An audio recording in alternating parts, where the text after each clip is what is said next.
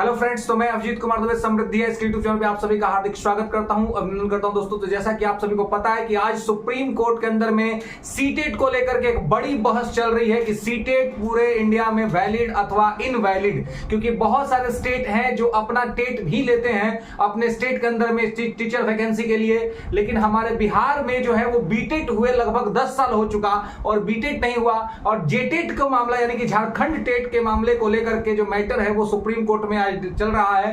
अगर इस पर कोई फैसला आता है और अगर सीटेट को अमान्य घोषित कर दिया जाता है तो मेरे दोस्तों आप समझ रहे क्या हो जाएगा।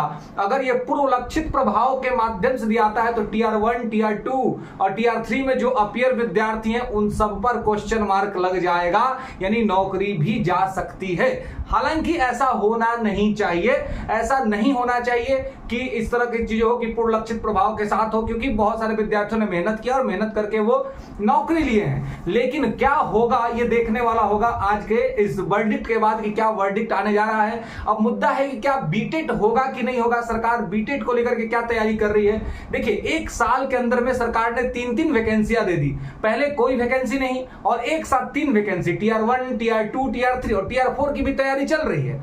ऐसे में बीटेट का न होना यह अपने आप में एक क्वेश्चन मार्क है और ये सरकार को, आयोग को, शिक्षा विभाग को यह बात पता था कहीं ना कहीं कि मैटर तो कोर्ट में जाएगा ही जाएगा। जब आप अपना स्टेट का टेट नहीं ले रहे हैं तो किसी स्तर पे ये मैटर कोर्ट जाएगा और सुप्रीम कोर्ट जब फैसला देगा इस मैटर में, झारखंड हाई कोर्ट ने अपना फैसला सुना दिया है जेटेट के पक्ष में, तभी उसको चैलेंज किया गया है सुप्रीम कोर्ट में। तो सुप्रीम कोर्ट यदि कोई फैसला देता है तो आपको पता है कि सुप्रीम कोर्ट जो है इंडियन कॉन्स्टिट्यूशन के पार्ट 5 में आर्टिकल 124 से लेकर के 147 में तक में इसका चर्चा है। और सुप्रीम कोर्ट जो है वो भारत का फेडरल कोर्ट है, संघीय न्यायालय है और यह सबसे बड़ा न्यायालय। It is the last appellate jurisdiction of the Indian constitution. भारत के संविधान के माध्यम से यह अंतिम न्यायिक क्षेत्राधिकार शक्ति रखता है। इसका मतलब यह हुआ कि सुप्रीम कोर्ट इस मामले में जो निर्णय देगा वो पूरे भारत में मान्य होगा।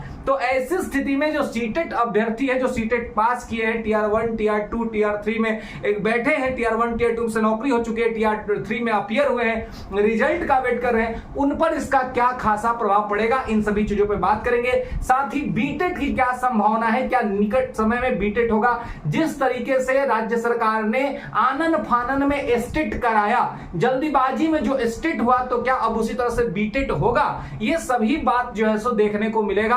और आज जो है सुप्रीम कोर्ट का जो फाइनल वर्डिक्ट आएगा, हालांकि इस मैटर पे 3 तारीख को भी हियरिंग हुई थी लेकिन उसमें कोई फाइनल वर्डिक्ट नहीं आया था। आज फिर हियरिंग हो रही है और आज हियरिंग के बाद क्या आएगा और क्या निकल के सामने आएगा ये देखने वाली बात होगी दोस्तों। इसके साथ ही जो टीआर 3 के जो हमारे अभ्यर्थी हैं वो तमाम उनको जो है सो समस्याएं जो है सो लग रहा है कि रिजल्ट में इतनी देरी क्यों हुई। रिस्पॉन्स की पर किसी प्रकार का कोई पॉजिटिव रिस्पॉन्स आयोग का नहीं दिख रहा है, शिक्षा विभाग कुछ नहीं बोल रहा है, जबकि रिस्पॉन्स की पे बहुत सारी आपत्तियां थी, बहुत सारी गड़बड़ियां थी। और ये गड़बड़ी को देखते हुए अविश्वास और ज्यादा इसलिए बढ़ रहा है विद्यार्थियों का क्योंकि लगातार देरी हो रहा है, विलंब हो रहा है।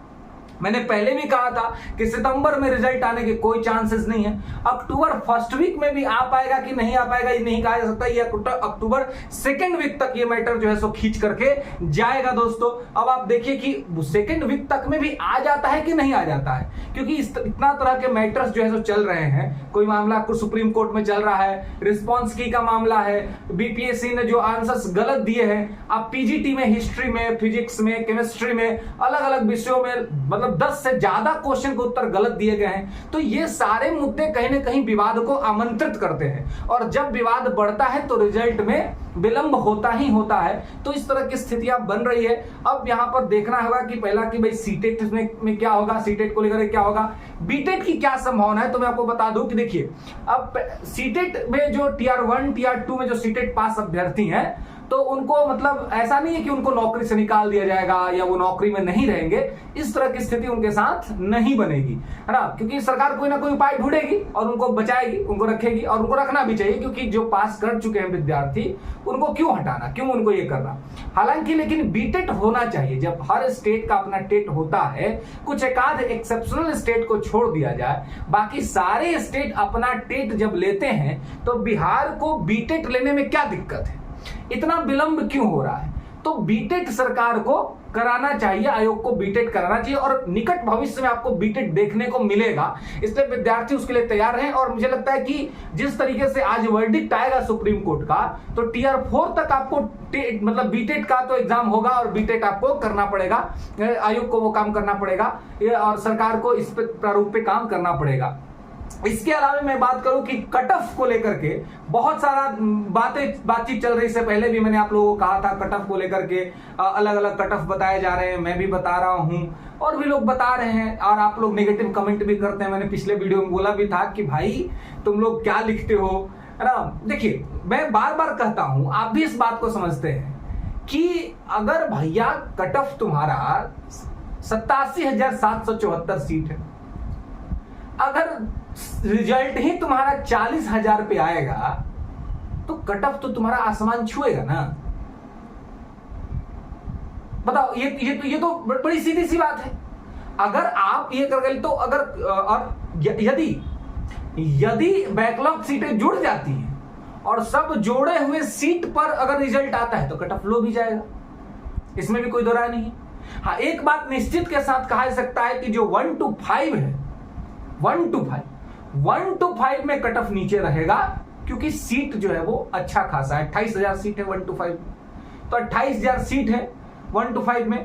पिछला बार आपको 11,000 सीट था टीयर 2 में, तो 89 कट ऑफ रहा था पीआरटी में।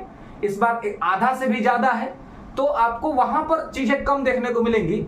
लेकिन 6 to 8 में टीजीटी पीजीटी में आपको कट ऑफ बहुत कम देखने को मिले, इसकी संभावनाएं आप देखिए जिस तरीके से ये हो रहा है वो उसमें कम दिख रहा है। हालांकि अगर बैकलॉग सीटों को जोड़ करके दिया जाए, अगर 1 कैंडिडेट 1 रिजल्ट लागू करके दिया जाए, अगर ये आपको जो है 1 कैंडिडेट 1 रिजल्ट का अगर डॉक्यूमेंट वेरिफिकेशन पहले करा लिया जाए तो इसमें कहीं कोई दो राय नहीं है माय डियर फ्रेंड्स कि आपको जो है सो इसका लाभ मिले और आपका जो है सो यहां पर काम हो